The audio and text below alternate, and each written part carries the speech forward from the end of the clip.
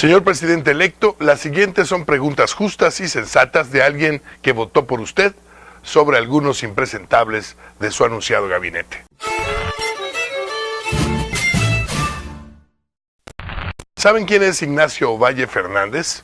Les doy una pista, o mejor aún, algunos datos de su currículum. Fue funcionario federal durante 5 sexenios priistas entre 1964 y 1994. Colaboró con los presidentes Gustavo Díaz Ordaz, Luis Echeverría, José López Portillo, Miguel de la Madrid y Carlos Salinas de Gortari. Una fichita, pensarán seguramente más que varios, especialmente los que ya no se cuecen con el primer hervor, o si han leído algo de la historia reciente de esta maltrecha nación. Ignacio Ovalle es un digno representante de la clase política que gobernó en las postrimerías del PRI hegemónico, desde el populismo hasta la tecnocracia. Un enemigo por antonomasia del cambio prometido, dirá convencida la militancia de izquierda, si es que todavía existe. Pero si me preguntan, yo no soy de izquierdas ni de derechas, pero como muchos otros, busco, veo, leo, escucho, pienso, trato de pensar, interpreto, cuestiono y analizo información política para sacar mis propias conclusiones. Como muchos coincidí en que al país y al gobierno le surgía un cambio de rumbo, dirección y de formas. Algo diferente a lo vivido, trabajado y proyectado los últimos 50 años. Como muchos, creí que ese cambio llegaría con la elección de un candidato distinto. Lo creo todavía, al menos en el discurso. Y no sé si, como muchos, de repente me sorprende la noticia de que algunos personajes de ese oscuro periodo volverán a tener roles protagónicos en el próximo gobierno. En el gobierno del cambio. El pasado 16 de agosto, López Obrador anunció la creación de un nuevo organismo durante su gobierno, llamado Seguridad Alimentaria Mexicana. ¿Y quién creen que será el titular de Segalmex? ¿Adivinaron?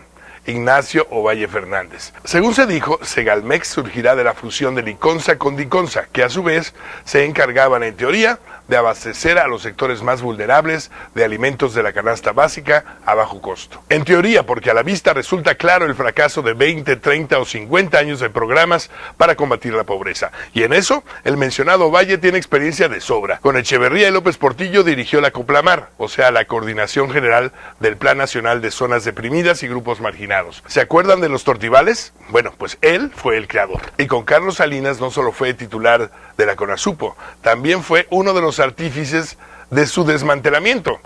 También fue testigo estelar en el juicio contra el hermano de su jefe, de su entonces jefe, Raúl Salinas de Gortari, por el asesinato de José Francisco Ruiz Massieu. Nada más. Pero no se trata de ensuciar un nombre, mucho menos el proyecto y el gobierno de Andrés Manuel. La intención es mucho más sencilla y concreta. Preguntar.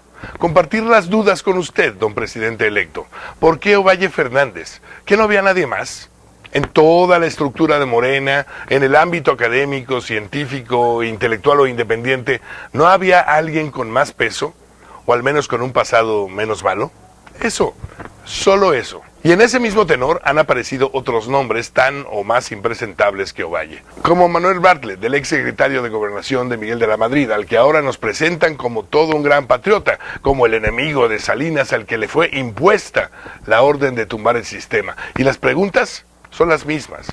En las prestigiosas universidades de este desprestigiado país, ¿no había alguien con mejores credenciales para dirigir la Comisión Federal de Electricidad? ¿Qué debemos interpretar con estos nombramientos? ¿Que hay un plan oculto, que no se puede mostrar porque del plato a la boca se cae la sopa? ¿Cómo entender la utilidad de Napoleón Gómez Urrutia en el Senado?